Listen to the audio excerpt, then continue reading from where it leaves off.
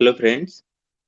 Science class 10th की science में हम चैप्टर 3 देख रहे थे। उसका फर्स्ट पार्ट कंप्लीट किया था।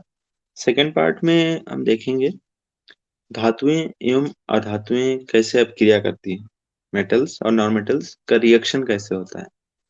तो इसमें आपने 10th से पहले 9th में पढ़ा होगा आपने तत्वों का इलेक्ट्रॉनिक विन्यास, electronic configuration of element. Electronic configuration मतलब जैसे इलेक्ट्रॉन होते हैं, जैसे कोई एलिमेंट है, उसमें सपोज 6 इलेक्ट्रॉन है, तो उनका कॉन्फ़िगरेशन कैसे होता है, उनमें जो डिफरेंट डिफरेंट कोश होते हैं अलग अलग, उसमें इलेक्ट्रॉन कैसे भरे जाते हैं।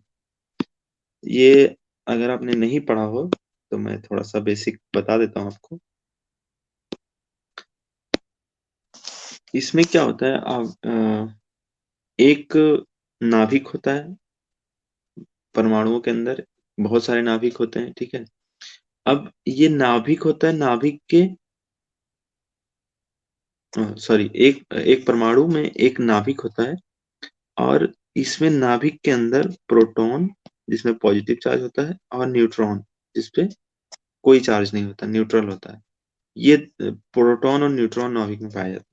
नाभिक के चारों तरफ कक्षाएं होती हैं, बहुत सारे कोश होते हैं, ऑर्बिट्स, ठीक है। ये ऑर्बिट्स में इलेक्ट्रॉन ट्रेवल करते हैं। जैसे फर्स्ट ऑर्बिट है, इसको के बोलते हैं।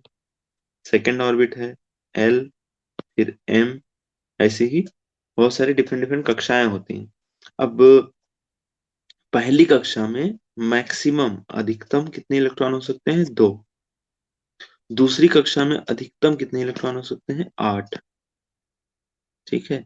ऐसे तीसरी कक्षा में 18, और चौथी में मैक्सिमम 2, 8, 18 और 32, ऐसे ऐसे इलेक्ट्रॉन होते हैं, ठीक है। तो अभी के लिए बस इतना समझिए।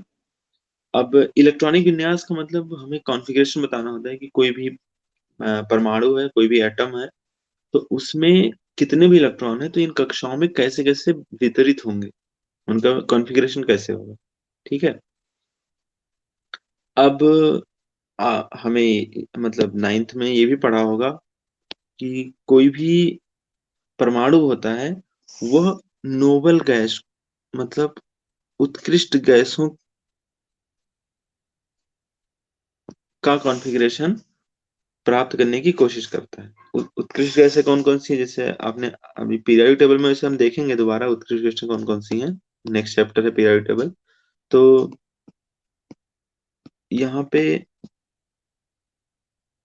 ये हीलियम, नियॉन, आर्गन, क्रिप्टॉन, ऐसे इस तरह से जो लास्ट में एलिमेंट है, जो 8वें ग्रुप का, ग्रुप 8 का है एलिमेंट्स, तो वो उत्कृष्ट गैस कॉन्फ़िगरेशन होता है। ये उत्कृष्ट गैस बहुत कम अपक्रिया करते हैं, रासायनिक अपक्रियाएं बहुत कम होती हैं। तो होता क्या है कि कोई भी जो इनके आसपास का परमाणु है, वो इन्हीं के कॉन्फ़िगरेशन, इलेक्ट्रॉनिक कॉन्फ़िगरेशन प्राप्त करने की कोशिश करता है।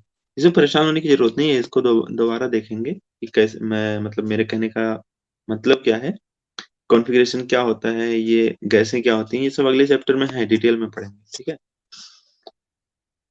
तो जो अभिक्रियाशीलता होती है, वो इन्हीं के मतलब संयोजकता कोश को पूर्ण करने की प्रवृत्ति होती है। मतलब इलेक्ट्रॉनिक कॉन्फ़िगरेशन आप शॉर्ट में देख लीजिए, या तो 2 हो जाएं, या 8 हो जाएं बाहरी कक्षा में इलेक्ट्रॉन, या फिर 18 हो जाएं, या फिर 32 हो जाएं। ऐसे ऐसे जो बाहरी कक्षा में इलेक्ट्रॉन, मतलब फुल कॉन्फ़िगरेशन होना चाहिए, ठीक है। तो जैसे 7 इलेक्ट्रॉन हो तो क्या करेगा, एक इलेक्ट्रॉन ले लेगा, 8 हो जाएगा। अब सपोज 9 इलेक्ट्रॉन है तो क्या करेगा, एक इलेक्ट्रॉन दे के 8 हो जाएगा। तो या तो इलेक्ट्रॉन दे के या इलेक्ट्रॉन लेके, दोनों तरीके में से कोई भी करके ये नोबल गैस बनाने का प्रयास करते हैं, ठीक है। अब कौन इलेक्ट्रॉन देगा, कौन इलेक्ट्रॉन लेगा, ये देखेंगे आगे। इसमें आप इसको ऐसे समझ लीजिए, जैसे हम खाना खाते हैं ना, और एक तरफ खाना है और एक तरफ भूख है। जैसे मैं आपसे बोलूंगा कि कोई आदमी है, वो कितना खाना खाएगा, भाई जितनी उसकी भूख होगी। मतलब कि सपोज 7 इलेक्ट्रॉन उसके पास पहले से हैं, इसका मतलब क्या, उसको भूख कितने की है, 1 इलेक्ट्रॉन की भूख है, तो इसके कितने इलेक्ट्रॉन लेगा, 1 इलेक्ट्रॉन, ठीक है। तो वो उतना ही खाना खाएगा, उतना ही खाना खाएगा जितना कि भूख है उसको, ठीक है। तो ऐसे ही देखेंगे, एक सेकेंड, तो ऐसे ही देखेंगे। अब सोडियम परमाणु का सिंबल क्या होता है, Na, ठीक है। सोडियम परमाणु का सिंबल क्या होता है, Na। अब यहाँ पे Na, और Na में कितने इलेक्ट्रॉन होते हैं, इसमें प्रोटॉन होते हैं 11, ठीक है। 11 प्रोटॉन और 11 इलेक्ट्रॉन होते हैं सोडियम में।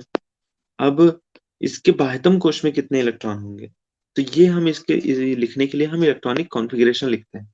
अच्छा, इलेक्ट्रॉनिक कॉन्फ़िगरेशन आपने वैसे 9th में पढ़ा होगा, मैं बता देता हूँ, वापस से रिवाइज कर देता हूँ। इलेक्ट्रॉनिक कॉन्फ़िगरेशन इस तरह से लिखते हैं, देखो, इसको आप लिख लीजिए 1s2, नीचे उसके 2s2, उसके बगल में 2p6, ठीक है। 3s2, 3p6, 3d10, 4s2, 4p6, 4d10, और 4f, यहाँ पे 14, ठीक है। अब ये जैसे एरो बना रखा है मैंने, इसी दिशा में चलना है, देखो, यहाँ से चलो 1s2 आया, फिर उसके बाद यहाँ नीचे चलो, तो यहाँ पे क्या है, 2s2, फिर यहाँ पे चलो 2p6, 3s2, 3p6, ठीक है, 4s2, 3d10, 4p6, ऐसे चलता रहेगा। फिर यहाँ पे 5s2 आएगा। हम्म। अब बार बार ये करना ना पड़े, इसके लिए एक सीरीज दे रखी है, ये याद कर लीजिए, ये ज्यादा सही रहेगा याद करना, ठीक है। ये याद कर लीजिए। आपको बहुत ज्यादा याद, मतलब बहुत ज्यादा दूर तक याद करने की जरूरत नहीं है। आपके जो क्वेश्चन भी आते हैं वो 36 परमाणु क्रमांक तक आते हैं, ठीक है, 36 तक। तो 36 तक याद कर लीजिए, जैसे कि याद क्या करेंगे, 1s2, 2s2, 2p6, 3s2, 3p6, 4s2, 3d10, 4p6, 5s2, 4d10, 5p6, 6s2।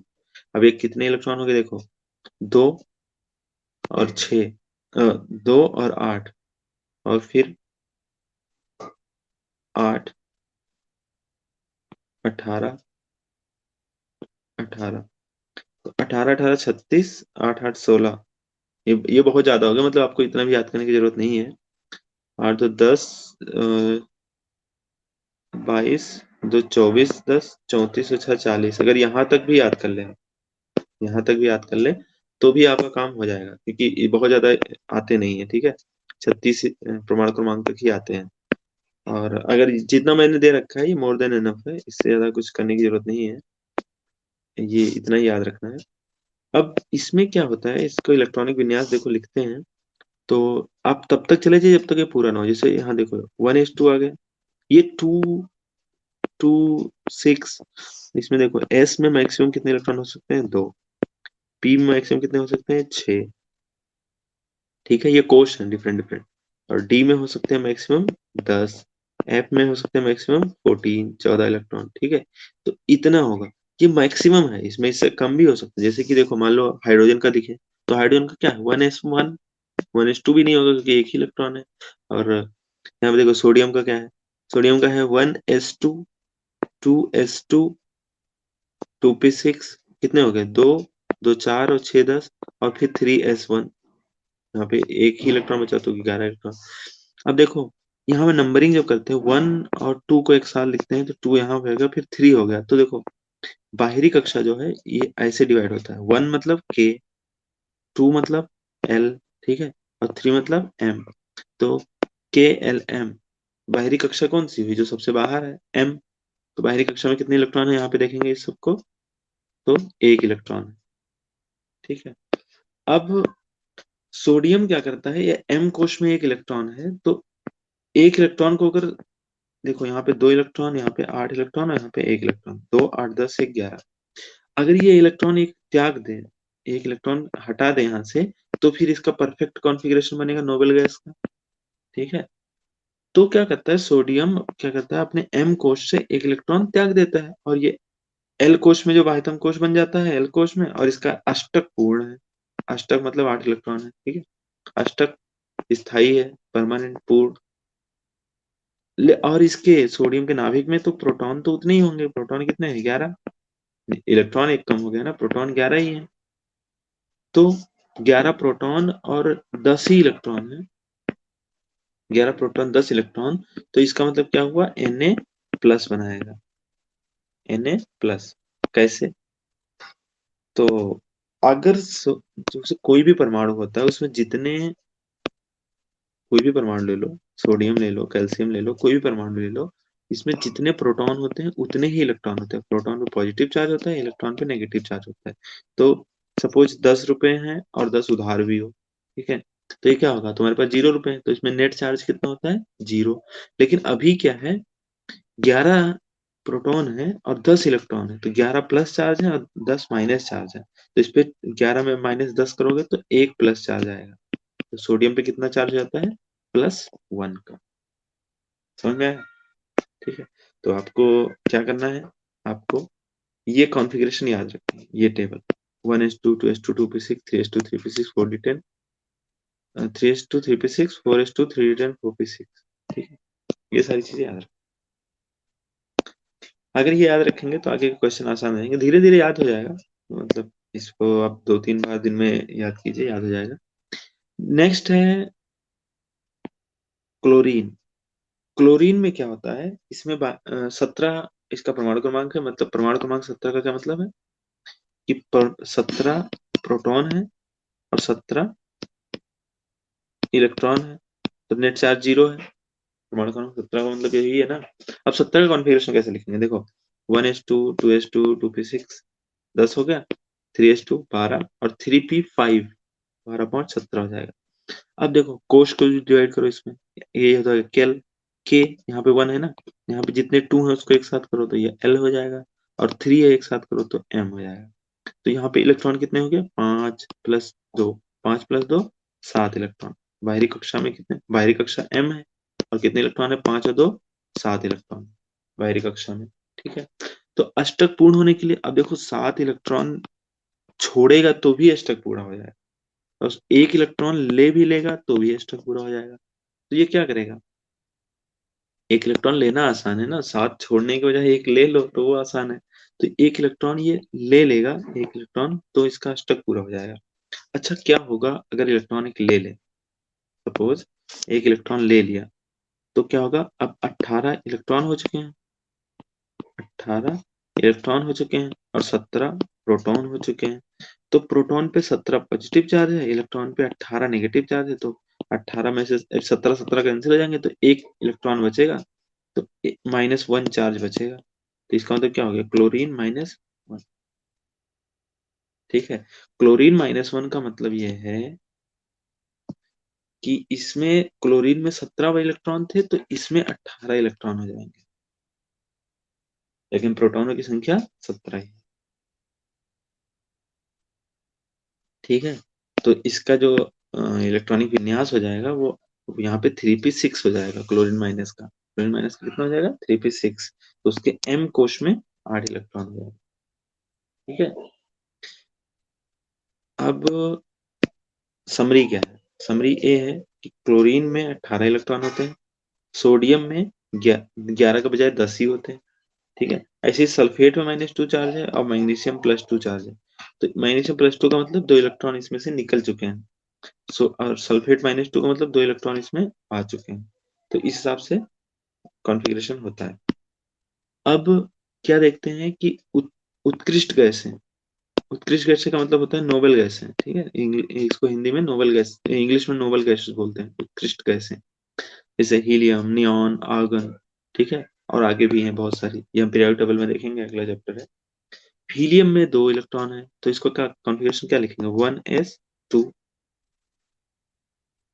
Neon में 10 इलेक्ट्रॉन है, इसका कॉन्फ़िगरेशन क्या लिखेंगे, 1s2 2s2 2p6।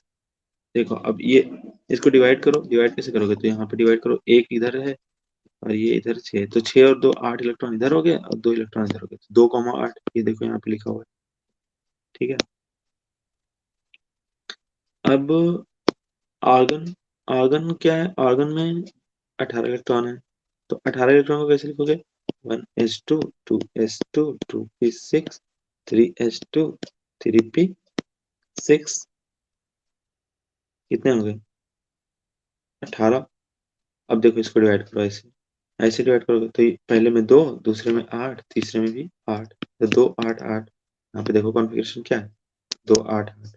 तो अगर वो आपने सीरीज याद कर ली ना, 1:2 2:2 3:6 3:3 4:3 4:6, अगर ये याद कर लिया आपने तो सारे इलेक्ट्रॉनिक विन्यास आप लिख सकते हैं।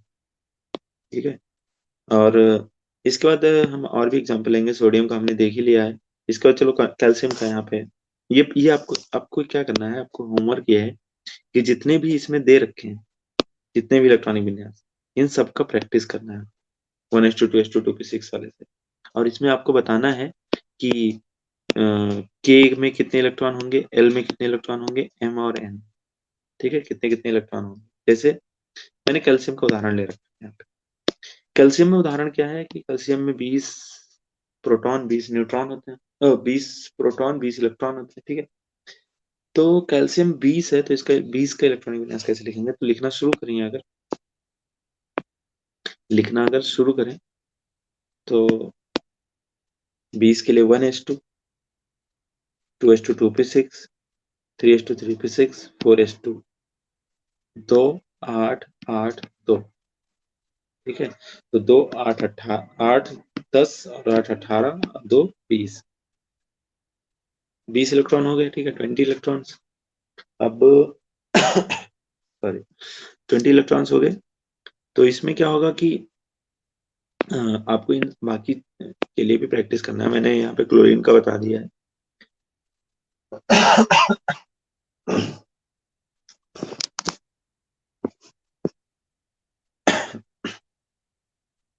मैंने क्लोरीन का बता दिया है। विपरीत आवेश, अब यहाँ आगे देखते हैं। विपरीत आवेश होने के कारण सोडियम, सोडियम पे हमने देखा प्लस चार्ज, Na प्लस, और क्लोरीन माइनस है, ठीक है। विपरीत आवेश होने के कारण ये दूसरे को आकर्षित करते हैं। आप 12th में पढ़ेंगे, इन दोनों के बीच में एक बल लगता है जिसको कुलॉम लॉ से निकालते हैं, दो आयनों के बीच में बल। और अभी के लिए बस इतना समझ लीजिए कि एक पॉजिटिव चार्ज है और एक नेगेटिव चार्ज है, तो एक दूसरे को अट्रैक्ट करेंगे, ठीक है। तो अट्रैक्ट जब करते हैं तो इनमें एक बॉन्डिंग हो जाती है, ठीक है, एक बंध जाते हैं एक दूसरे से NaCl के रूप में। ये जो बॉन्डिंग होती है इसको आयनिक बंध बोलते हैं। बॉन्डिंग मैंने बताया था ना, फ्रेंडशिप हो जाती है, फ्रेंडशिप, ठीक है। और फ्रेंडशिप में ये बना लेते हैं NaCl, जो कि इसको नमक भी बोलते हैं। हम जो नमक यूज करते हैं NaCl वही है, ठीक है। लेकिन ये इसकी खासियत क्या है, ये एक अणु के रूप में, यहाँ पे मैंने हाईलाइट भी कर रखा है, इसको अणु के रूप में नहीं पाया जाता। ये क्या होता है, विपरीत आयनों के रूप में पाया जाता है, Na+ आयन और क्लोरीन माइनस आयन।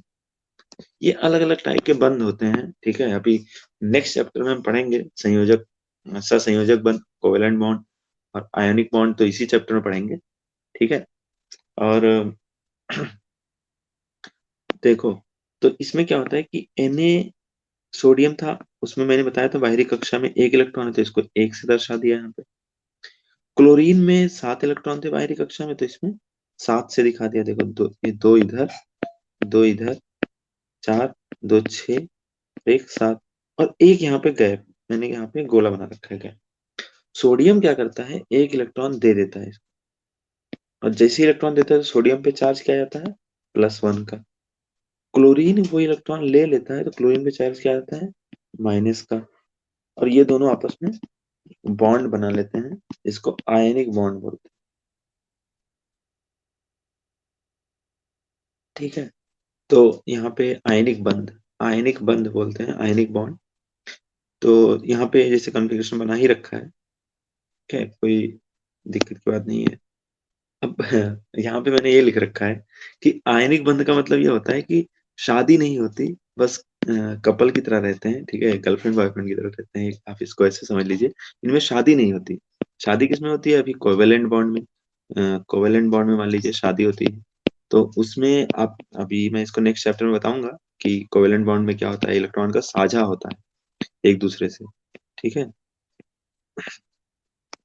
इलेक्ट्रॉन का साझा होता है। लेकिन आयनिक बंध में इलेक्ट्रॉन का साझा नहीं होता, ये कंप्लीटली सोडियम क्या करता है, अपना इलेक्ट्रॉन दे देता है इसको अपना घर रहने के लिए, और क्लोरीन क्या करता है, कंप्लीटली इलेक्ट्रॉन ले लेता है, और ये इलेक्ट्रॉन देने के बाद पॉजिटिव चार्ज बन जाता है, और ये नेगेटिव चार्ज बनता है। लेकिन कोवेलेंट बॉन्ड में ऐसा नहीं होता, कोवेलेंट बॉन्ड में साझा होता है, इलेक्ट्रॉन देते नहीं है, शेयर करते हैं, साझा करते हैं, ठीक है, किराए के रूप में शेयर करते हैं। यहाँ पे क्या होता है, ट्रांसफर हो जाता है, इलेक्ट्रॉन का ट्रांसफर होता है। आयनिक बंध में क्या होता है, ये बहुत इंपॉर्टेंट है, ये पूछा जाता है, इलेक्ट्रॉन का ट्रांसफर, ठीक है, लेकिन यहाँ पे कोवेलेंट बॉन्ड में साझा होता है। अब यहाँ पे मैंने कबीर कबीर का एक दोहा भी लिख रखा है कि साईं इतना दीजिए जामे कुटुंब समाए, कुटुंब मतलब परिवार होता है, फैमिली, मैं भी भूखा ना रहूं, साधु न भूखा जाए।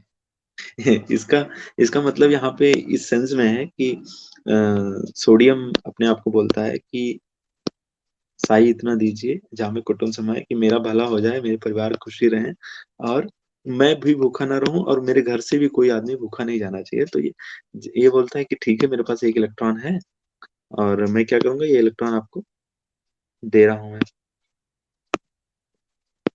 एक इलेक्ट्रॉन है, इसको मैं इलेक्ट्रॉन को दे रहा हूँ।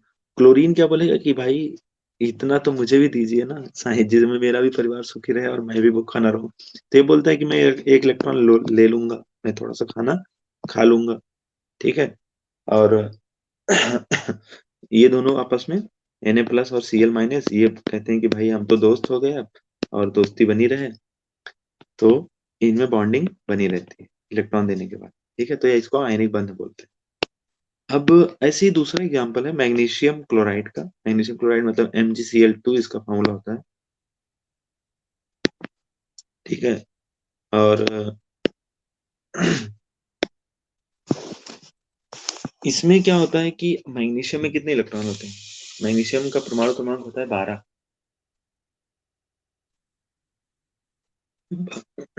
12 का मतलब है कि 12 इलेक्ट्रॉन और 12 प्रोटॉन। इसका इलेक्ट्रॉनिक कॉन्फ़िगरेशन मैंने यहाँ पे लिख रखा है, 1s2 2s2 2p6 3s2, ठीक है।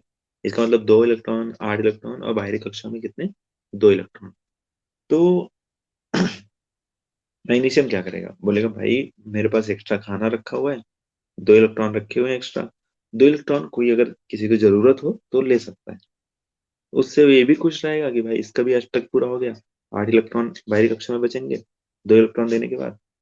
भाई जब ये 2 इलेक्ट्रॉन दे देगा, इसके बाद कितने बचे, 8 इलेक्ट्रॉन बचे, इसका भी अष्टक पूरा हो गया, ठीक है, और 2 इलेक्ट्रॉन जब बचे हुए हैं, इसका किसी का भला ही हो जाएगा। किसका भला होगा देखते हैं। तो क्लोरीन में क्या होता है, क्लोरीन बोलेगा कि भाई एक काम करो, एक इलेक्ट्रॉन तो मुझे दे दो, लेकिन ये मैग्नीशियम बोलेगा मैं तो भाई 2 इलेक्ट्रॉन दूंगा, मैं मतलब ऐसे नहीं कर रहा, ठीक है, मेरे पास 2 इलेक्ट्रॉन बचे हुए हैं तो दोनों दूंगा मैं, मतलब ऐसे नहीं कि एक दे दूं और एक रखे रहूं, क्योंकि मैं स्टेबल होना चाहता हूँ, ठीक है। तो बोलेगा ठीक है, क्लोरीन क्लोरीन को एक एक तो ले लेगा, एक बोलेगा कि मेरा भाई है दूसरा क्लोरीन, तो आप एक काम करो, इसको भी दे दो। तो ये दोनों भाई एक एक इलेक्ट्रॉन लेके, और Mg+2 यहाँ पे बन जाता है 2 इलेक्ट्रॉन देने के बाद, और Cl-, और यहाँ पे 2 क्लोराइड होते हैं, तो इसके ये बना लेता है MgCl2। समझ में आ गया। तो NaCl और MgCl2, इन दोनों में हमने देखा कि कौन से बॉन्ड बन रहे हैं, आयोनिक बॉन्ड बन रहे हैं, ठीक है। तो आयनिक, अब इसमें देखें धातु से अधातु में इलेक्ट्रॉन के स्थानांतरण, स्थानांतरण बहुत इंपॉर्टेंट है वर्ड, ठीक है। इसमें शेयरिंग नहीं होती, साझा नहीं होता, इसमें पूरी तरीके से स्थानांतरण होता है। मैग्नीशियम जो है ये 2 इलेक्ट्रॉन पूरी तरीके से दे देगा, एक इस क्लोरीन को, एक इस क्लोरीन, और ये क्लोरीन पूरी तरीके से ले लेगा, इसमें साझा नहीं होगा। नेक्स्ट चैप्टर में हम देखेंगे कि साझा का मतलब क्या है, ठीक है। तो ऐसे बने यौगिकों को क्या बोलते हैं, आयनिक यौगिक या वैद्युत संयोजक यौगिक। ये क्वेश्चन पूछा जाता है, परिभाषा याद कर लीजिए, ठीक है, डेफिनेशन। तो धातु से अधातु में इलेक्ट्रॉन के स्थानांतरण से बने यौगिकों को क्या बोलते हैं, वैद्युत संयोजक यौगिक। वैसे ही आयनिक यौगिकों के प्रॉपर्टीज पढ़ेंगे, गुणधर्म क्या होते हैं, ठीक है। ये एक एक्सपेरिमेंट दे रखा है, इसको आप पढ़ लेना, इसमें कुछ खास नहीं है। मैं इस जो निष्कर्ष है, आप क्या निष्कर्ष निकाल सकते हैं, निष्कर्ष मैं बता देता हूँ आपको क्या निकाल सकते हैं। तो देखिए, NaCl जो था उसमें NaCl में Na प्लस था और Cl माइनस, ठीक है, Na प्लस और Cl माइनस था। तो Na प्लस में आप देखिए तो Na प्लस को जो पॉजिटिव आयन होता है उसको बोलते हैं कैटायन। कैटायन को बोलते हैं हिंदी में धनावेश। और ये ऋणायन ऋणायन एनायन एनायन इसको बोलते हैं ऋणावेश, ठीक है। तो Na प्लस जो कैटायन और Cl माइनस जो एनायन होते हैं, ये दोनों मिलकर बनाते हैं आयनिक कंपाउंड NaCl, ठीक है। धनावेश और ऋणावेश मिलकर क्या बनाते हैं, NaCl। अच्छा, यहाँ पे कुछ डेटा दे रखा है, इसको याद करने की जरूरत नहीं है, नेक्स्ट चैप्टर में हम कंपेयर करेंगे। जो गलनांक और क्वथनांक का डेटा है उसको आयनिक कंपाउंड का ये डेटा है। बस आपको इसमें इतना ध्यान रखना है कि ये 1000 से ऊपर होता है, ये 1000 से 2000 के बीच में होता है, ठीक है। 1000 से 2000 केल्विन, मैंने बताया था ना आपको, ये गलनांक क्वथनांक ये सब टेम्परेचर है, केल्विन में मापते हैं। जैसे कि हमने डिग्री सेल्सियस में देखा था कि भाई कमरे का तापमान 25 डिग्री सेल्सियस होता है, दिल्ली में 45 डिग्री भी हो जाता है, 45 डिग्री सेल्सियस गर्मियों में, ठीक है। ऐसे ही फ़ारेनहाइट, जैसे हम 98 फ़ारेनहाइट, ये जो बॉडी का टेम्परेचर मापते हैं, 98 से ऊपर फीवर हो जाता है, ठीक है। तो ये सारे टेम्परेचर हैं, ये टेम्परेचर के यूनिट हैं, फ़ारेनहाइट, ये सब तापमान के मात्रक हैं, ठीक है, केल्विन और फ़ारेनहाइट। तो ये आपको ये बस इतना याद रखना है, ध्यान में रखना है कि आयनिक कंपाउंड का जो गलनांक और क्वथनांक होता है ये बहुत ज्यादा होता है, 1000 से भी ऊपर होता है, ठीक है। अब यहाँ पे कुछ प्रॉपर्टीज और पढ़ेंगे मैं आयनिक यौगिकों के। अब ये प्रॉपर्टीज हैं,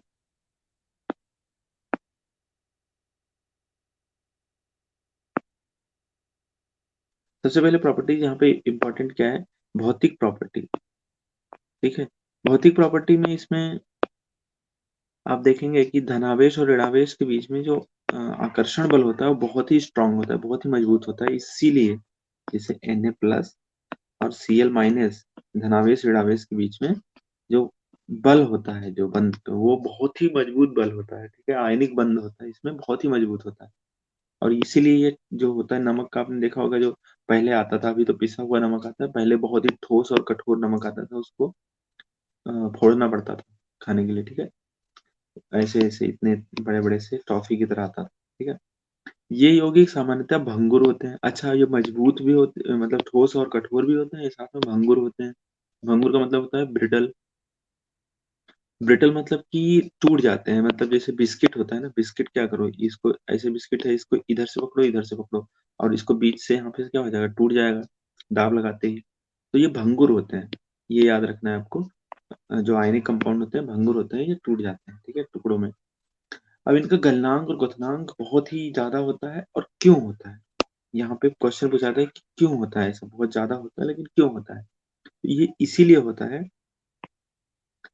कि इनमें जो आंतरिक आकर्षण बल होता है वो बहुत ज्यादा मजबूत होता है, इसको तोड़ने के लिए बहुत ज्यादा ऊर्जा की आवश्यकता होती है। भाई दोस्ती जितनी ज्यादा अच्छी होगी, उसको तोड़ने में उतना मेहनत लगेगा, ठीक है। तो इसलिए उसको ज्यादा तापमान तक ले जाना पड़ेगा। तो गलनांक और क्वथनांक क्या होंगे, जो टेम्परेचर है बहुत ज्यादा होगा गलनांक और क्वथनांक। अब घुलनशीलता देखें तो ये सामान्यतया जल में घुलनशील होते हैं, लेकिन केरोसिन और पेट्रोल में घुलनशील नहीं होते, केरोसिन और पेट्रोल जैसे विलायकों में। अच्छा, ये आप एक्सपेरिमेंट कर सकते हैं घर पे, ठीक है। आप क्या कीजिए, पेट्रोल या केरोसिन ऑयल ले लीजिए, ठीक है, एक्सपेरिमेंट घर पे कर सकते हैं। पेट्रोल या केरोसिन ऑयल ले लीजिए और इसमें नमक मिला दीजिए, 1 चम्मच नमक मिला दीजिए, और फिर इसको घोल के दिखाइए, ठीक है। घोल के देखिए, ये घुलेगा नहीं, ये आप करके देख सकते हैं घर पे, ये घुलेगा नहीं, ठीक है। अब नेक्स्ट जो है प्रॉपर्टी है आयनिक कंपाउंड की, आयनिक यौगिकों की, वो है विद्युत चालकता। अब इनमें मैंने बताया कि आयनिक कंपाउंड जो होगा उसमें आयंस होंगे, और इलेक्ट्रिसिटी को फ्लो करने के लिए, धारा को फ्लो करने के लिए आयनिक कंपाउंड की आवश्यकता होती है। ये हमने पिछले चैप्टर्स में देखा था कि अगर हमारे पास आवेश होंगे, धनावेश ऋणावेश, आयंस होंगे, तो इलेक्ट्रिसिटी का प्रवाह होगा, ठीक है। हमने देखा था ना एसिड में H प्लस आयन और क्षार में OH माइनस आयन, ये सारे होते हैं तो ये धारा प्रवाहित करते हैं। तो जैसे ही ये जो हमारे पास आयनिक कंपाउंड होते हैं, ये अगर ठोस अवस्था में है तो ये विद्युत का संचालन नहीं करते, क्योंकि इनमें आयन नहीं होते, आयन की गति पॉसिबल नहीं होती, आयन जब तक चलेंगे नहीं तब तक धारा बहेगी नहीं। लेकिन जब ये पानी में डाला जाता है गलित अवस्था में, तो ये विद्युत का चालन करते हैं। क्यों? क्योंकि गलित अवस्था में क्या होता है, विपरीत आवेश वाले आयन्स निकल आते हैं, जैसे Na+ और Cl-, सोडियम और क्लोराइड आयन निकल जाते हैं। अब ये क्यों आयन निकलते हैं? क्योंकि जल में जैसे घुलते हैं तो सोडियम और क्लोराइड, ये क्या होता है, दो पार्ट में टूट जाता है, दो आयनों में विभाजित हो जाता है। इनके आयनिक बंध जो होते हैं वो टूट जाते हैं ऊष्मा के कारण, ठीक है, और ये स्वतंत्र रूप से घूमने लगते हैं, इसलिए विद्युत का चालन होता है। अब क्वेश्चन है कुछ, क्वेश्चन क्या है?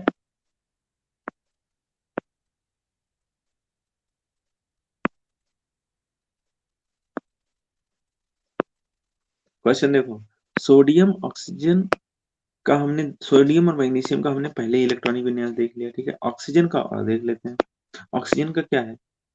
ऑक्सीजन का अगर देखें तो ऑक्सीजन का परमाणु क्रमांक होता है 16, ठीक है। अब 16 को मैं कैसे लिखेंगे? 1s2 2s2 2p6 3s2 3p4, क्योंकि 2 8 10 और 6 16। तो अब ये बाह्यतम कोश में कितने इलेक्ट्रॉन हो गए? 6 इलेक्ट्रॉन, 4 इधर और 2 इधर, 6 इलेक्ट्रॉन। तो ये हो गया इसकी इलेक्ट्रॉनिक संरचना, 2 8 6, ठीक है। ऐसे ही अब देखो, सोडियम बाहरी कोश में 6 इलेक्ट्रॉन है, तो ये 2 इलेक्ट्रॉन अगर ले लेगा तो इसका अष्टक पूरा हो जाएगा। तो ये 2 इलेक्ट्रॉन कैसे कैसे लेता है बंध बनाने के लिए? देखो, Na2O और MgO2 का हम एग्जाम्पल लेंगे। यहाँ पे मैंने इलेक्ट्रॉन बना रखा है, यहाँ पे 6 इलेक्ट्रॉन है, ठीक है। अब 2 इलेक्ट्रॉन, अब ये क्या करेगा, सोडियम के पास एक एक इलेक्ट्रॉन है, क्योंकि सोडियम का परमाणु क्रमांक 11 होता है, 11 बताया ना, 2 8 1 11, जिसका इलेक्ट्रॉनिक विन्यास है 2 8 1, बाह्यतम कोश में एक इलेक्ट्रॉन, तो एक इलेक्ट्रॉन ये दे देगा ऑक्सीजन को। ऑक्सीजन के पास 2 स्पेस है खाली, ठीक है। ये एक इलेक्ट्रॉन इस सोडियम से लेगा, एक इलेक्ट्रॉन इस सोडियम से लेगा, तो ये दोनों इलेक्ट्रॉन एक एक लेके और ये अपना अष्टक पूरा कर लेगा, इसमें -2 चार्ज आएगा, इसमें +1 चार्ज। अब Mg+2 क्या है? Mg+2 है भाई, सोडियम के चक्कर में ना पड़ो, मेरे पास 2 इलेक्ट्रॉन है, दोनों ले लो, और यहाँ पे ऑक्सीजन है, इसके बाद 2 स्पेस थे, ये 6 इलेक्ट्रॉन पहले से है, तो बोलेगा दोनों इलेक्ट्रॉन मेरे से ले लो, क्यों सोडियम के चक्कर में पड़े हो, ठीक है। तो ये दोनों इलेक्ट्रॉन एक साथ दे देगा, तो इससे बनेगा MgO। अब ये नेक्स्ट क्वेश्चन है कि ये आयनिक यौगिक है, तो इनमें सब में आयनिक आयन उपस्थित होंगे। अगला ये पार्ट है कि आयनिक यौगिकों का गलनांक उच्च क्यों होता है? मैंने आपको यहाँ पे बता दिया है, ये एरो लगा रखी है कि इसलिए उच्च होता है क्योंकि इनका जो बंध होता है वो बहुत ही मजबूत होता है, और इसको तोड़ने के लिए बहुत ज्यादा ऊर्जा की आवश्यकता होती है, ठीक है। तो इसलिए बहुत गलनांक बहुत ज्यादा होता है।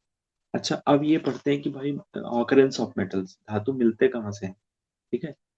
तो यहाँ पे मैंने एक, अच्छा ये आपको शायद पता होगा या नहीं पता होगा, तो आप ये ज्योग्राफी में पढ़ेंगे। ये जो पृथ्वी होती है, ये इसके लेयर्स होते हैं, परत होती है कई कई, ठीक है। जैसे कुछ दूर अंदर तक जाएंगे इतना, तो यहाँ पे इसको बोलते हैं क्रस्ट, ऊपरी परत को। फिर आता है मेंटल, ठीक है, क्रस्ट को भूपर्पटी बोलते हैं, क्रस्ट, इसका मतलब होता है भूपर्पटी, क्रस्ट ऊपर का। और फिर मेंटल, फिर अंदर को, अंदर वाले भाग को बोलते हैं कोर, COR। ये आपके काम का नहीं है, बस इतना जान लीजिए कि जो क्रस्ट है वो सबसे ऊपरी परत को क्रस्ट बोलते हैं। उसमें हमें ये धातुओं का मुख्य स्रोत है, मेन सोर्स क्या है? क्रस्ट। अब समुद्र में अगर आप गए होंगे, समुद्र का पानी खारा होता है, क्यों होता है? क्योंकि सोडियम क्लोराइड, मैग्नीशियम क्लोराइड जैसे लवण मिलते हैं, वो विलेय होते हैं। अब पृथ्वी के जो सबसे ऊपरी सतह भूपर्पटी में जो प्राकृतिक रूप से पाए जाते हैं, उन तत्वों को क्या बोलते हैं? खनिज बोलते हैं, मिनरल्स, जो प्राकृतिक रूप से पाए जाते हैं, ठीक है। तो उनको क्या बोलेंगे? खनिज, मिनरल्स। अब इसके बाद अब ये देखते हैं कि फिर अयस्क क्या होते हैं। तो अब इस डेफिनेशन को ध्यान से सुनिए। पृथ्वी की जो सबसे ऊपरी सतह पर पाए जाते हैं प्राकृतिक रूप से, उनको तो खनिज बोलते हैं। ऐसे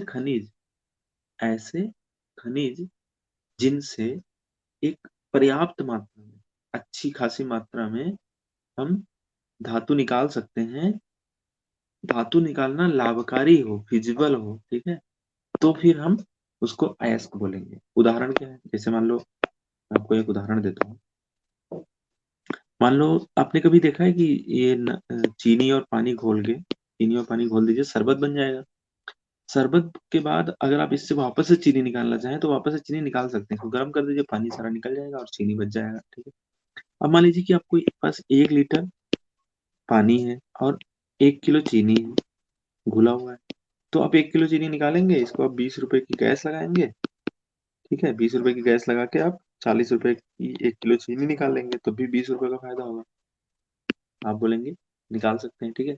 लेकिन अब मान लो ऐसा सिचुएशन है कि 1 लीटर पानी में 10 ग्राम, बस 10 ग्राम चीनी घुली हुई है। तो 10 ग्राम चीनी कितने की, 2 रुपए की मान लो। 10 ग्राम चीनी 2 रुपए की है। अब 20 रुपए की गैस लगा के 2 रुपए की चीनी निकालना बेवकूफी का काम होगा ना।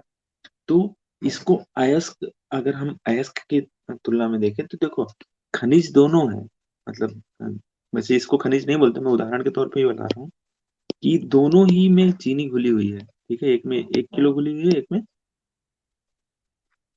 एक में बस 10 ग्राम घुली हुई है, ठीक है। चीनी दोनों जगह है, लेकिन चीनी दोनों जगह है, लेकिन एक में हम निकाल सकते हैं, चीनी निकालना हमारे लिए किफायती का सौदा है, फायदे का सौदा है। और दूसरे केस में हम नहीं निकाल सकते क्योंकि वो घाटे का सौदा है, ठीक है। 20 रुपए लगा के, 20 रुपए का गैस जला के 2 रुपए की चीनी निकालने का कोई मतलब नहीं। तो आपको एक दूसरा एग्जाम्पल भी देता हूँ। इसको अयस्क बोलते हैं। अयस्क का मतलब होता है कि अच्छी खासी मात्रा में धातु निकाल सकते हैं। मतलब खनिज से धातु निकालना प्रॉफिटेबल होगा, तो ऐसे खनिजों को क्या बोलते हैं, अयस्क। जैसे आपने अभी रिसेंटली एक न्यूज आई थी कि सोनभद्र जिला उत्तर प्रदेश में जो है, इसमें 2900 टन सोना मिला है, ठीक है। ये न्यूज बहुत अच्छी थी कि भाई अब तो सोने की चिड़िया हो जाएगा उत्तर प्रदेश। लेकिन प्रॉब्लम ये हुई, बाद में स्टडी से पता चला कि ये सोना को हम जब निकालेंगे ना, तो जितना खर्चा लगेगा उतने का भी सोना नहीं निकलेगा। मतलब इसको, हमारे पास वो टेक्नोलॉजी ही नहीं है जिससे इस सोना को निकाल सके। मतलब 2900 टन सोना को निकालने के लिए हमें जितने का सोना नहीं, उससे ज्यादा हमें पैसे देने पड़ेंगे इसको निकालने के लिए, उतना खर्चा करना पड़ेगा, ठीक है। तो इसीलिए ये फिजिबल नहीं है, तो इसको अयस्क नहीं बोल सकते। अयस्क उसको बोल सकते हैं जिसमें भाई हमें निकालने पे उससे ज्यादा कीमत का सोना मिले या उससे ज्यादा कीमत का लोहा मिले, इस तरह से। अयस्क की अंग्रेजी होती है ओर, ठीक है, ये याद रखिएगा, ओर होती है। अब होते हैं धातु का निष्कर्षण, एक्सट्रैक्शन, निकालें कैसे। तो मैंने आपको बताया कि कुछ धातुएं होती हैं जो स्वतंत्र अवस्था में पाई जाती हैं, कुछ धातुएं होती हैं जो यौगिकों के रूप में मिलती हैं। तो देखो, अब कुछ धातुएं होती है जो क्रियाशील नहीं होती, जैसे कि बहुत कम क्रियाशील होती है, स्वतंत्र अवस्था में पाई जाती है वो, जैसे सोना, चांदी, प्लेटिनम, कॉपर, तांबा। ये सब क्या होता है, ये बहुत कम क्रियाशील होती है, ये सब स्वतंत्र अवस्था में मिलती है। लेकिन लेकिन आपको यहाँ पे कॉपर, सिल्वर, सल्फ, ये कॉपर और सिल्वर, ये क्या होता है, ये थोड़ा क्रियाशील होते हैं, तो ये सल्फाइड और ऑक्साइड के रूप में मिलते हैं। अब जो सबसे ऊपरी जो श्रेणी में आते हैं, जो बहुत ज्यादा क्रियाशील होते हैं, ये स्वतंत्र अवस्था में मिलते ही नहीं है, ठीक है। और जिंक, आयरन और लेड, जिंक, आयरन, लेड, ये मीडियम में पाए जाते हैं, तो ये भू प्रकृति में ऑक्साइड, सल्फाइड या कार्बोनेट के रूप में मिलते हैं। ये आपको याद रखने की जरूरत नहीं है, बस आप यह याद रखिए कि जो धातुएं बहुत ज्यादा क्रियाशील होती है वो स्वतंत्र अवस्था में नहीं मिल सकती, वो किसी न किसी सक्रिया कर ही लेंगी, ठीक है।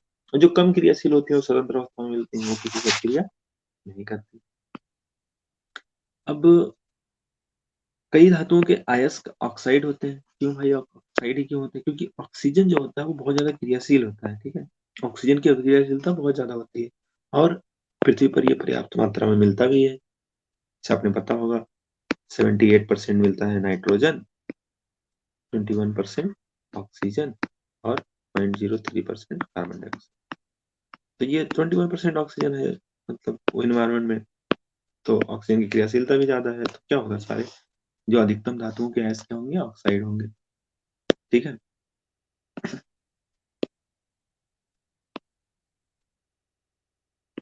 अब यहाँ पे देखिए कि जो सोडियम, पोटेशियम और ये ये सारे हैं, ये ये जो बहुत ज्यादा क्रियाशील है, इसको निकालने निष्कासन की विधि क्या यूज करते हैं? विद्युत अपघटन। ये जो कम क्रियाशील है, इनको क्या करते हैं? कार्बन के उपयोग करके इनका अपचयन किया जाता है, रिडक्शन किया जाता है। ठीक है, ये बस आपको ये याद रखना है कि जो ज्यादा क्रियाशील है उनको विद्युत अपघटन, जो थोड़ा कम क्रियाशील है, मीडियम क्रियाशील है, उनको कार्बन के माध्यम से उपचयन, अपचयन, ठीक है, रिडक्शन। और जो सोना चांदी है, जैसे ये बहुत ही कम क्रियाशील है, तो ये प्राकृतिक अवस्था में उपस्थित होते हैं। ठीक है, तो इस तरह से हम देखेंगे कि जो अयस्क से धातु का निष्कर्षण है, ये कई चरणों में होता है। कौन कौन से चरणों में होता है ये देखिए। अब यहाँ पे देखिए, धातु है, सबसे पहले इसका सांद्रण करते हैं। अभी हम देखेंगे कि सांद्रण क्या होता है, कंसंट्रेशन। इसमें हम क्या होता है, जैसे आपने देखा होगा कि एक गेहूं में अगर मिट्टी मिली हो, तो बहुत ज्यादा तरीके से मिट्टी मिली हो, तो सबसे पहले क्या करते हैं, ये इसको रांगी बोलते हैं हमारे यहाँ, ये चलनी। इसमें क्या करते हैं, सबसे पहले धूल निकाल देते हैं, उसके बाद एक बड़ी चलनी होती है, इसमें से बड़े कण निकाल देते हैं। तो इस चीज से क्या होता है, कण निकलते रहते हैं, अशुद्धियां निकलती रहती हैं, और उन अशुद्धियों को निकालने के बाद इसका कॉन्सेंट्रेशन जो होता है बढ़ जाता है। मतलब फायदा होता है निकालने में फिर धातु। अब देखो, तीन तरीके के मैंने बताया, उच्च क्रियाशील, मध्यम क्रियाशील, निम्न क्रियाशील। उच्च क्रियाशील में क्या होता है, विद्युत अपघटन, विशेष बताया, उससे धातु निकल जाती है। निम्न क्रियाशील में क्या होता है, सल्फाइड अयस्क मिलते हैं, इनका भर्जन या रोस्टिंग किया जाता है। रोस्टिंग मतलब भूनना होता है, और फिर धातु निकल जाता है, उसका फिर हम रिफाइन कर देते हैं, रिफाइनिंग। ये सब आप आगे देखेंगे, ये प्रक्रिया लिखी हुई है यहाँ पे। अब मध्यम जो क्रियाशील होते हैं, ये दो तरीके से पाए जा सकते हैं, एक कार्बोनेट और एक सल्फाइड। कार्बोनेट में कैल्सिनेशन करते हैं, ये याद रखना। कार्बोनेट में क्या करते हैं, कैल्सिनेशन करते हैं। ये कार्बोनेट सी से और कैल्सिनेशन सी से, ये आपको याद रखना है। ये भूल जाएंगे कि निस्तापन किसमें करते हैं, भर्जन किसमें करते हैं। सल्फाइड में भर्जन करते हैं, रोस्टिंग, और कार्बोनेट में कैल्सिनेशन, निस्तापन। ठीक है,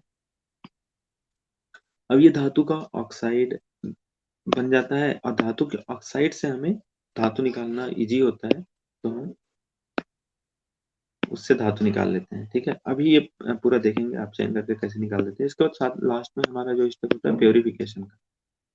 तो सबसे पहले हम देखते हैं अयस्कों का सांद्रीकरण या समृद्धिकरण, एनरिचमेंट। अयस्कों को एनरिचमेंट। तो एनरिचमेंट में क्या करते हैं, देखो, मैंने आपको बताया कि पृथ्वी से जो खनिज मिलता है, खनिज अयस्क मिलता है, तो इसमें मिट्टी और रेत जैसे बहुत सारी अशुद्धियां होती हैं। इन अशुद्धियों को गैंग कहते हैं, गैंग, GANGUE, गैंग। इन अशुद्धियों, इम्प्योरिटीज को हमें निकालना पड़ता है, जिससे कि सांद्रता बढ़ जाए, ये एनरिच हो जाए, मतलब समृद्ध हो जाए, जिससे निकालने में हमें फायदा हो धातु। ठीक है, अब तीन तरीके के अलग अलग हैं। एक तो सबसे जो नीचे आते हैं, जिनमें जिन मतलब सक्रियता श्रेणी में सबसे नीचे आते हैं, सोना चांदी जैसी चीजें जो स्वतंत्र अवस्था में पाई जाती है, तो ये अपक्रिया ही नहीं करती। ठीक है, तो अपक्रिया नहीं करती, तो ये कोई अपक्रिया नहीं करेंगे, स्वतंत्र अवस्था में पाए जाते हैं, तो इनको सिर्फ गर्म करके ही धातु निकाला जा सकता है। ठीक है, इनको गर्म करके। अब आपको एक चीज याद रखनी है कि मरकरी जो है, मरकरी का अयस्क क्या है, तो सीना बार। मरकरी का अयस्क क्या है, सीना बार, HGS। ये क्वेश्चन पूछा जाता है। मरकरी, इसको पारा बोलते हैं, ये सीना बार इसका अयस्क है। इससे धातु प्राप्त करने के लिए क्या करना पड़ेगा, बस आप गर्म कर दीजिए, ऑक्सीजन की उपस्थिति में, हवा की उपस्थिति में इसको गर्म कर दीजिए।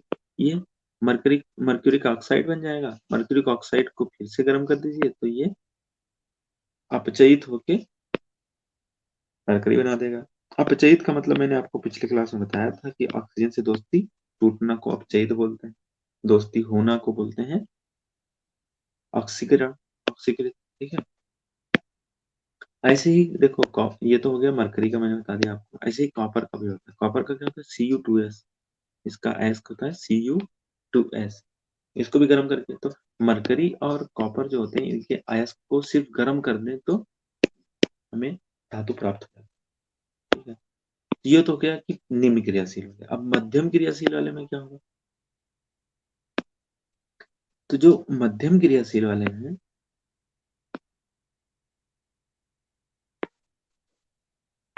जो मध्यम क्रियाशील वाले हैं, जैसे कि मध्यम क्रियाशील कौन कौन से, आयरन, जिंक, कॉपर, लेड। ठीक है, ये मध्यम क्रियाशील वाले हैं। तो मध्यम क्रियाशील वाले या तो सल्फाइड या तो कार्बोनेट, मैंने बताया था दो दो चीजों के रूप में मिलेंगे।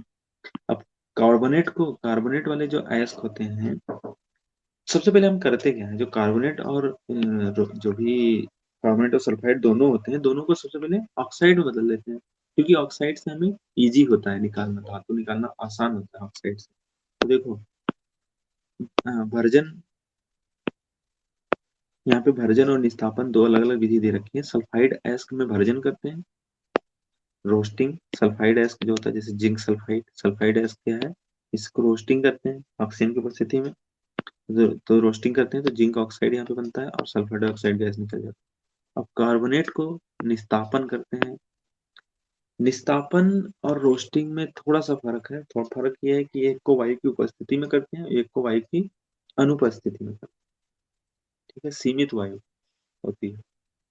ठीक है, तो ये रोस्टिंग, कैल्सिनेशन और भर्जन। कैल्सिनेशन कार्बोनेट वाले में करते हैं, कार्बोनेट में क्या करते हैं, कैल्सिनेशन निस्तापन। अब सीमित वायु में, मतलब थोड़े में दोनों में बस यही फर्क है कि एक में वायु की उपस्थिति होती है, एक में वायु की अनुपस्थिति होती है। ठीक है, तो अब इसमें क्या होता है कि जब हमारे पास ऑक्साइड मिल जाता है, जैसे जिंक ऑक्साइड यहाँ मिल गया, जिंक ऑक्साइड मिल गया, तो ऑक्साइड जैसे ही मिल जाता है तो हम उसके बाद कार्बन का उपयोग करते हैं, और कार्बन जैसे कंपाउंड का उपयोग करके इसको अपचयित कर दिया जाता है। जैसे देखो कार्बन यहाँ पे यूज किया गया, तो जिंक, कार्बन की सक्रियता ज्यादा होती है जिंक से, तो कार्बन यहाँ पे अपक्रिया कर लेता है, जिंक को यहाँ पे बाहर निकाल कर फेंक देता है। ठीक है, तो कार्बन जैसे यौगिकों को क्या बोलते हैं, रिड्यूसिंग एजेंट या फिर अपचायक बोलते हैं। कार्बन जैसे यौगिकों को रिड्यूसिंग एजेंट बोलते हैं या अपचायक बोलते हैं। अब ये तो हमने यहाँ पे देखा, जो हमने फर्स्ट चैप्टर में देखा था, अपचयन और उपचयन ये सब प्रक्रिया। तो हम यहाँ पे जो धातु मेटलर्जी या फिर पढ़ें, जो ये सारी चीजें पढ़ रहे हैं, इसको मेटलर्जी बोलते हैं। ठीक है, धातुओं का निष्कासन और ये सब। तो मेटलर्जी में हम देखेंगे कि इसमें भी हम अपचयन और उपचयन की क्रिया होती है। ठीक है, तो अब अच्छा, वहां पे हमने विस्थापन अपक्रिया भी पढ़ी थी। तो कार्बन का यूज ना करके हम विस्थापन अपक्रिया का भी यूज कर सकते हैं। ठीक है, विस्थापन करके भी निकाल सकते हैं। अब विस्थापन देखो कैसे करेंगे। यहाँ पे मैग्नीशियम ऑक्साइड, मैग्नीज ऑक्साइड है, मैग्नीज ऑक्साइड में इसमें हम एल्यूमिनियम मिला देंगे। तो जैसे ही मैग्नीज ऑक्साइड में हम एल्यूमिनियम मिलाएंगे, तो मैग्नीज ऑक्साइड में एल्यूमिनियम मिलाने से मैग्नीज निकल आता है, क्योंकि और एल्यूमिनियम ज्यादा क्रियाशील होता है, तो यहाँ पे एल्यूमिनियम क्रिया कर लेता है, इसमें ऊष्मा निकलती है। अब ये ऑक्सीकरण और अपचयन बताना है, तो भाई ऑक्सीजन से दोस्ती जुड़ना, बॉन्डिंग बनना, ऑक्सीकरण, ऑक्सीजन से दोस्ती टूटना, दुश्मनी होना, ये अपचयन है। ठीक है, तो यहाँ पे एक चीज और बता रखा है, ये इंपॉर्टेंट, थर्मिट प्रक्रम। थर्मिट प्रक्रम क्या है कि जब दो रेलवे की पटरियां, ये दो पटरियां हैं रेलवे की, एक इधर पटरी है और एक इधर पटरी है, इनके बीच में गैप आ जाता है, तो इसको भरने के लिए, दो पटरियों को जोड़ने के लिए थर्मिट प्रक्रम का यूज किया जाता है। ये प्रक्रम क्या है भाई, पहली बात तो याद रखना है कि प्रक्रम का नाम क्या है, थर्मिट प्रक्रम। इसके बाद यहाँ पे देखेंगे अभी थर्मिट प्रक्रम क्या है। तो जो अभी हमने मैंगनीज वाली अपक्रिया देखी, मैंगनीज वाली अपक्रिया बहुत ज्यादा ऊष्माक्षेपी है, ऊष्मा निकलती है। ठीक है, और यहाँ पे देखिए, ये जो अभिक्रियाएं होती है मैंगनीज वाली, इसमें बहुत ज्यादा ऊष्मा निकलती है, इतनी ज्यादा ऊष्मा निकलती है कि जो धातु होता है ना, ये लिक्विड, यहाँ पे लिखा हुआ है ना, गलित अवस्था में पाया जाता है, धातु लिक्विड अवस्था में पाया जाता है, इतनी ज्यादा ऊष्मा होती है। ठीक है, गल जाता है अपने आप ही। अब यही यही जो गलने की प्रक्रिया है ना, इसी को यूज करके हमने थर्मिट अपक्रिया बनाया। थर्मिट अपक्रिया में क्या होता है, थर्मिट अपक्रिया में आयरन ऑक्साइड लेते हैं, इसको एल्यूमिनियम मिलाते हैं, एल्यूमिनियम जैसे मिलाते हैं ना, तो एल्यूमिनियम तो कर लेता है अपक्रिया और आयरन बाहर आ जाता है। अब ये ऊष्मा, इतना ज्यादा ऊष्मा देता है कि जो आयरन होता है वो लिक्विड अवस्था में पाया जाता है, आयरन को गला देता है। आयरन जैसे गल के, तो गलने से क्या होता है, गल के यहाँ पे जो खाली जो जगह है रेलवे की पटरियों के बीच में, खाली जगह है, उसमें गल के उसमें भर जाता है, और फिर कुछ देर बाद ठोस हो जाता है, पटरियां जुड़ जाती है। तो मशीन के पुर्जे या पटरियां के बीच में जो दरारें होती हैं, उनको भरने के लिए आयरन ऑक्साइड में एल्यूमिनियम मिला के थर्मिट प्रक्रम का प्रयोग किया। थर्मिट अपक्रिया इंपॉर्टेंट है, पूछा जाता है थर्मिट अपक्रिया का।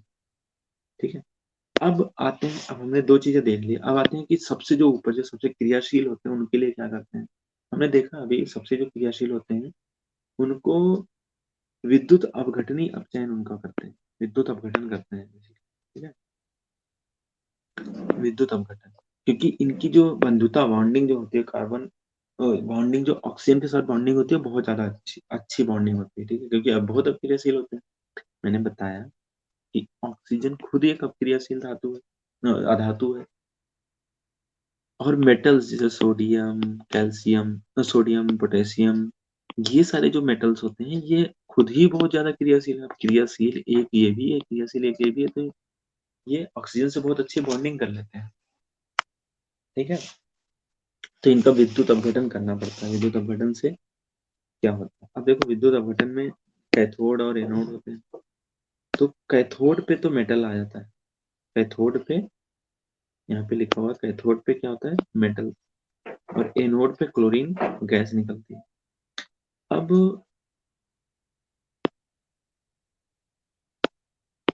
यहाँ पे देखिए,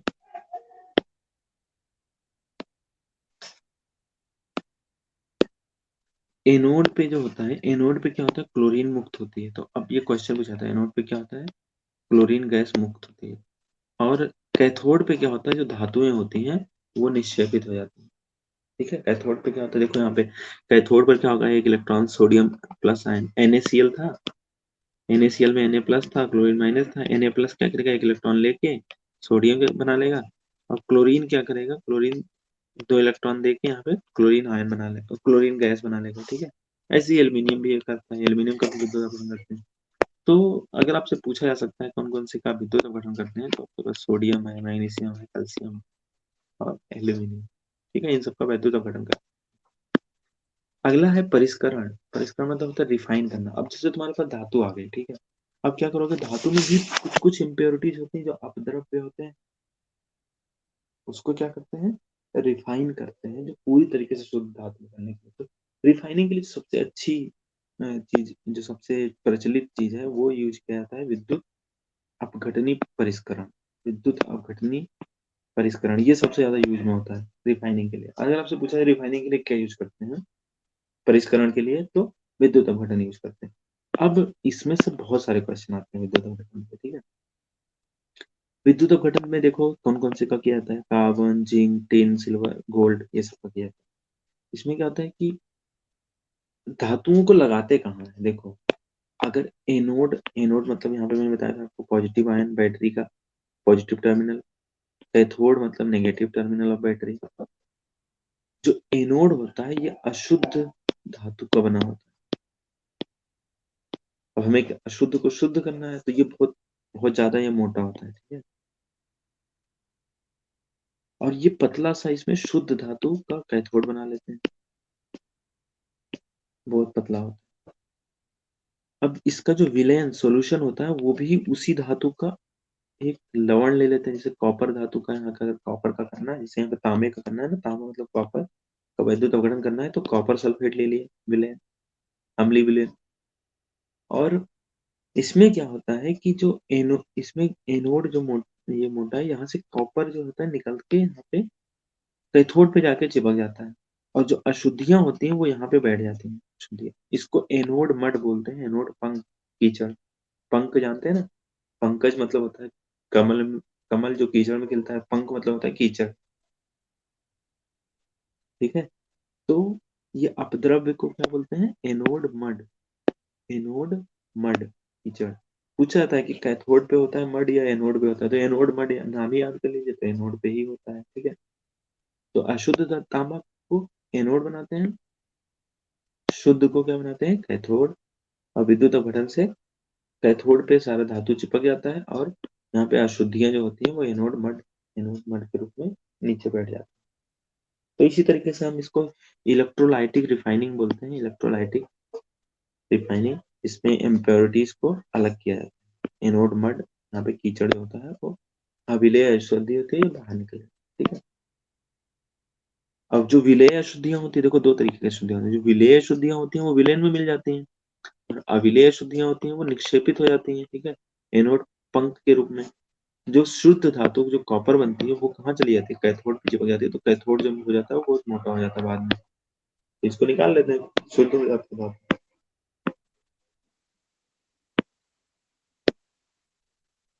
अब देखो क्वेश्चन पूछा गया है कि खनिज अयस्क और गैंग की परिभाषा दीजिए। मैंने आपको बता रखा है, आप ये छात्र स्वयं करें, ठीक है। इसको आपको खुद को करना है। अब अगला क्वेश्चन है सेकंड, जो दो धातुओं के नाम बताइए जो प्रकृति में मुक्त अवस्था में पाई जाती है। तो इसमें मैंने आपको यहाँ पे दे रखा है गोल्ड, सिल्वर, प्लेटिनम, ये सब मुक्त अवस्था में पाए जाते हैं। नेक्स्ट थर्ड है, धातु को उसके ऑक्साइड से प्राप्त करने के लिए किस रासायनिक प्रक्रम का यूज किया जाता है। तो अगर ऑक्साइड से प्राप्त करना है तो कार्बन का यूज किया जाता है। रिडक्शन प्रोसेस, अपचयन करने के लिए, इसको मैंने बताया था ना आपको, रिड्यूसिंग एजेंट बोलते हैं, अपचायक। ठीक है, कौन से अपचायक का यूज किया जाता है, तो कार्बन अपचायक का यूज। उसके अगर ऑक्साइड से निकालना है, यहाँ पे हमने देखा था ना, जिंक ऑक्साइड से अगर इसमें कार्बन मिला देते हैं तो यहाँ पे जिंक निकल के कार्बन डाइऑक्साइड गैस बाहर निकल जाती है, ऐसा हमने देखा था ना। ठीक है, कार्बन अपचयित कर देता है।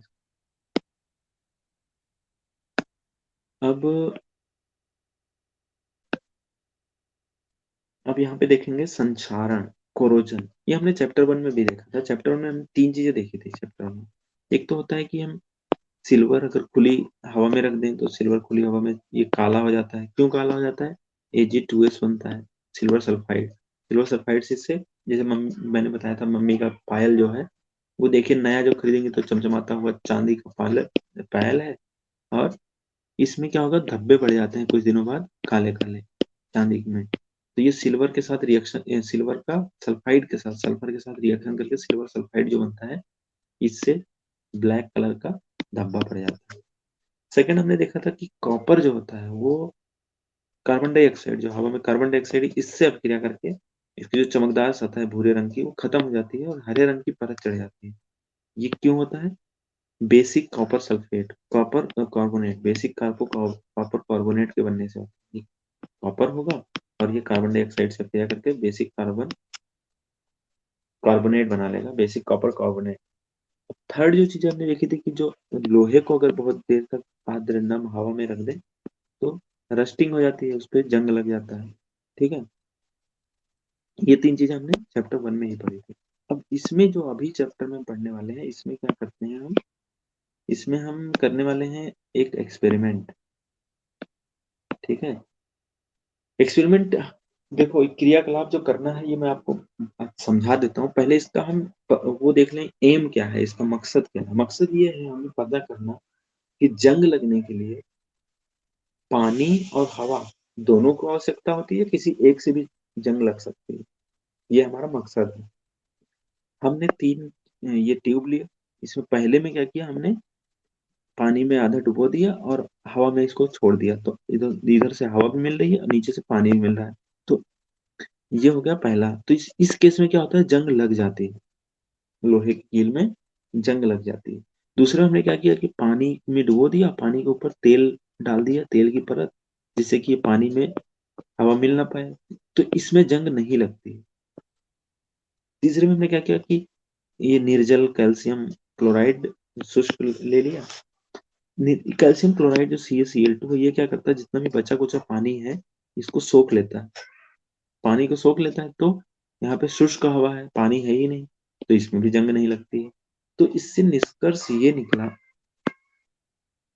कि जंग लगने के लिए हवा और पानी दोनों की आवश्यकता है। किसी एक, अगर कोई एक चीज भी नहीं होगी तो जंग नहीं लगेगा। एयर और वाटर दोनों की आवश्यकता होती है, ठीक है, जंग लगने की। ये हमने एक्सपेरिमेंट से देखा। अब जंग लगने से प्रोटेक्शन, प्रिवेंशन कैसे करेंगे, संक्षारण से सुरक्षा कैसे लेंगे। सुरक्षा करने के लिए हम ये पेंट लगा देंगे। पिछली क्लास में देखा था, जैसे लोहा होता है ना, उसको पेंट कर देते हैं कि जंग ना लगे। तेल लगाकर या ग्रीस लगा देते हैं उसमें, ठीक है, या एशद लेपन करते हैं, मतलब जिंक की परत चढ़ा देते हैं, गैल्वेनाइजेशन इसको बोलते हैं। या क्रोमियम का लेपन कर देते हैं, या एनोडीकरण हमने देखा था एल्यूमिनियम का करते थे पिछली क्लास में देखा था। मिश्र धातु बना देते हैं, ये एलॉय बना देते हैं, इसमें पढ़ेंगे इस चैप्टर में एलॉय क्या। तो लोहे या फिर स्टील, इस्पात मतलब स्टील, इसको जंग से बचाने के लिए हम जिंक का लेपन करते हैं, जिंक की पतली परत चढ़ा देते हैं। इसको यशद लेपन या गैल्वेनाइजेशन बोलते हैं। मजे की बात इसमें यह है कि अगर परत नष्ट भी हो जाए ना, उसके बाद भी ये जंग से सुरक्षित रहती है। क्यों, क्योंकि जिंक जो होता है वो आयरन से ज्यादा क्रियाशील होता है। और जिंक जो यहाँ पे परत जो टूटती रहती है वो ऑक्सीडाइज होती रहती है, ठीक है, क्योंकि क्रियाशील ज्यादा है। तो ये ऑक्सीडाइज होती रहती है, इसलिए ये परत टूटने के बाद भी इससे रक्षा करती है, प्रोटेक्शन देती है। अब हम देखेंगे कि धातुओं के गुणधर्म को बेहतर बनाने के लिए क्या करते हैं, एक एलॉय बनाते हैं, एलॉइंग करते हैं, मिश्रात्मन करते हैं, मिश्र धातु बनाते हैं, ठीक है। जैसे लोहा सबसे ज्यादा यूज में आने वाला धातु है, लेकिन शुद्ध अवस्था में लोहा बहुत ही मुलायम होता है, ठीक है, सुगमता से खींच जाता है, बहुत ही नरम होता है, सुगमता से खींच जाता है। इसमें थोड़ा सा कार्बन मिला देते हैं। कितना मिलाते हैं? 0.05%, यही पूछा जाता है। तो 0.05% कार्बन मिला दिए, जिससे ये कठोर हो गया और प्रबल हो गया। सिर्फ 0.05% मिलाने से कठोर और प्रबल हो गया, ठीक है। अब इसमें देखो, एक होता है कि इसी से हम स्टेनलेस स्टील बनाते हैं। स्टेनलेस स्टील क्या होता है? स्टेनलेस स्टील में क्वेश्चन पूछा था, स्टेनलेस स्टील कैसे बनाते हैं। लोहा था तो फिक्र थी हमारे पास बहुत सारा, हमारे हमें बहुत फिक्र थी ना। फिक्र क्या थी? फिक्र थी कि भाई जंग लग जाएगी, तो इस या फिर खराब हो जाएगा लोहा। तो इस फिक्र को खत्म करने के लिए हमने स्टेनलेस स्टील बनाया। स्टेनलेस स्टील का निर्माण किया, तो लोहे में कुछ चीजें मिला देते हैं जिससे स्टेनलेस स्टील बन जाता है, जिसमें जंग नहीं लगती। तो उसमें क्या क्या मिलाते हैं? आयरन में हम निकल और क्रोमियम मिला देते हैं। याद कैसे रखना है? तो इसको ऐसे याद रखना है, फिक्र नहीं, मतलब हमारे पास जो फिक्र थी पहले अब फिक्र नहीं, कोई फिक्र नहीं, मतलब आयरन, क्रोमियम और निकल, इन तीनों को मिला देंगे तो फिक्र नहीं, मतलब कोई फिक्र नहीं रहेगी, हमें कोई जंग नहीं लगेगा। इन तीनों को मिलाने से स्टेनलेस स्टील बन जाता है, ठीक है, स्टेनलेस स्टील। अब आगे देखते हैं कि दो या दो से अधिक धातु को अगर समांगी मिश्रण बनाए तो उसको मिश्र धातु कहते हैं। मिश्रातु, मिश्रातु मतलब एलॉय, एलॉय कहते हैं, ठीक है। एलॉय या तो दो या दो से अधिक मेटल मिला लो, या फिर एक मेटल और एक नॉन मेटल मिला लो, तो इसको भी एलॉय ही बोलेंगे, ठीक है। तो अब जैसे एक एक उदाहरण देते हैं, देखते हैं। उदाहरण क्या होता है? हमारे पास सोना जो होता है वो 24 कैरेट का सोना होता है। हमारे पास जो सोना है वो 24 कैरेट का सोना है। अब ये काफी नरम होता है, 24 कैरेट का जो सोना होता है, इससे आभूषण नहीं बन सकता। तो इसमें कुछ अशुद्धियां मिलाते हैं। अशुद्धियां क्या मिलाते हैं? चांदी या तांबा मिलाते हैं। तो 24 कैरेट बचता नहीं है सोना। वो तो भारत में जैसे बहुत सारा सोना जो सोने का आभूषण बनता है वो 22 कैरेट सोने का बनता है, ठीक है। इसमें क्या होता है? 22 कैरेट तो सोना लेते हैं और 2 कैरेट मिलाते हैं चांदी या तांबा सोने में। तो जब मम्मी लोग बोलती है ना कि सोने में मिलावट करके देते हैं, वो मिलाना पड़ता है भाई, नहीं तो आभूषण ही नहीं बनेगा। 24 कैरेट सोने का कोई आभूषण पहन ही नहीं सकता, क्योंकि वो इतना मुलायम होता है, टूट जाएगा फटाक से, बनेगा ही नहीं आभूषण। तो ये अशुद्धियां जो मिलाना है ये मजबूरी में मिलाना पड़ता है, ठीक है। जैसे कई बार दूध में पानी भी मजबूरी में मिलाना पड़ता है, जो मतलब नहीं तो खराब हो जाता है दूध। तो दूध में पानी मिला के बेचते हैं, ठीक है। तो अब जैसे मैंने आपको ये फर्स्ट चैप्टर में आपको बताया था, दिल्ली में जो लौह स्तंभ है, लोहे का स्तंभ है, ठीक है, ये इसमें जंग नहीं लगती। तो ये कुतुब मीनार के पास में स्थित है। यहाँ मैं यहाँ पे गया हूँ और मैं यहीं पे रहता ही हूँ, इसी के पास में 2 किलोमीटर दूर। तो ये क्या होता है कि 8 मीटर ऊंचा है, 6 टन, 6,000 किलो का ये है, 6,000 किलो का ये लोह स्तंभ है। इसमें जंग नहीं लगती। ये 1500 साल से, 1600 साल से ये ऐसे ही खड़ा हुआ है, जिसमें जंग नहीं लगी है, ठीक। तो अब ये तो हमने उदाहरण देख लिया। अब क्या होता है कि जो मरकरी है, मरकरी एक धातु, अगर देखो एलॉय बना, एलॉय में अगर दो धातुओं के मिलने से बनेगा। अगर कोई एक धातु मान लो मरकरी है तो इसको अमलगम बोलेंगे। इस एलॉय को क्या बोलेंगे? अमलगम बोलेंगे, ठीक है। अब ये भी हमने देखा है कि शुद्ध धातु की तुलना में जो मिश्र धातु होती है, इसकी विद्युत चालकता और गलनांक दोनों ही कम होते हैं। उदाहरण क्या है? जैसे उदाहरण में दिखाता हूँ आपको। उदाहरण क्या है? कॉपर, हमने देखा कॉपर के तार होते हैं, कॉपर के वायर होते हैं, बहुत ज्यादा चालक है। लेकिन अगर इसमें जिंक मिला दें, कॉपर और जिंक मिलने से ब्रास बनता है, पूछा जाता है। कॉपर और जिंक मिलने से ब्रास बनता है। इसको पीतल बोलते हैं। पीतल का बर्तन देखा होगा ना, कॉपर और जिंक मिलने से ब्रास बनता है। और कॉपर और टिन मिलने से ब्रॉन्ज बनता है, ब्रॉन्ज। ब्रॉन्ज को बोलते हैं कांसा। ये पीतल और कांसा बहुत इंपॉर्टेंट है, बहुत बार पूछा जाता है कि क्या क्या मिलने से बनता है। तो कॉपर और जिंक मिला दें तो ये ब्रास ब्रास बनता है। ये फिर कुचालक है। ब्रास क्या है? ये दोनों कुचालक है। मजे की बात देखो, कॉपर जो होता है ये सुचालक है। कॉपर का तार बनता है, वायर, कॉपर का वायर बेस्ट माना जाता है। लेकिन कॉपर में अगर जिंक मिला दे तो जो एलॉय बनता है, एलॉय का नाम क्या है? अगर जिंक मिलाने से बने तो इसको बोलते हैं, जिंक मिलाने से बने तो इसको बोलते हैं पीतल। और अगर जिंक मिलाने से बने तो इसको पीतल बोलते हैं, और अगर इसको टिन मिलाने से बने तो कांसा बोलते हैं। तो ये कुचालक हो जाता है, ठीक है। ऐसे ही एक सोल्डर होता है, सोल्डर, इसको कैया बोलते हैं हमारे उधर, ठीक है। सोल्डर जो होता है, ये सोल्डर किससे बना होता है? लेड और टिन को मिलाने से। लेड मतलब पीबी, और टिन एसएन, इन दोनों को मिलाने से सोल्डर बनता है। तो ये तीनों चीजें एग्जाम में पूछी जाती हैं कि एलॉय जो है, ब्रास का एलॉय क्या है? कॉपर और जिंक। ब्रॉन्ज का क्या है? कॉपर और टिन एसएन। और सोल्डर का क्या है? लेड और टिन, ठीक है। लेड मतलब शीशा, शीशा और टिन। अब इनका उपयोग आपने देखा होगा, कैया का उपयोग क्या करते हैं? जो तार जोड़ने में करते हैं, ठीक है। एक वायर होता है, इसको यहाँ एक जगह फिक्स करना होता है, तो कैया का यूज करते हैं, सोल्डर का यूज, ठीक है। अब जिंक और मैग्नीशियम में क्रियाशीलता जो है मैंने यहाँ पे लिख दी है, ये आप देख लेना। यहाँ पे मैग्नीशियम ज्यादा क्रियाशील होता है जिंक से, और जिंक ज्यादा क्रियाशील होता है कॉपर से। अच्छा, इसमें क्रियाशीलता का मतलब क्या है? मतलब ये है कि भाई मैग्नीशियम अगर प्राइम मिनिस्टर है, अब जिंक अगर चीफ मिनिस्टर है, तो ये जो कॉपर होगा वो ग्राम प्रधान होगा, विलेज हेड होगा, ठीक है, बहुत लोअर लेवल पे। तो देखो, मान लो एक कुर्सी है, उस पे अगर विलेज हेड बैठा हुआ है, ग्राम प्रधान बैठा हुआ है, चीफ मिनिस्टर आ गया, तो इसको उठना पड़ेगा ना, उठ के भागना पड़ेगा भाई, तो चीफ मिनिस्टर बैठ जाएगा, यहाँ पे जिंक बैठ जाएगा, ठीक है, कॉपर को हटा के।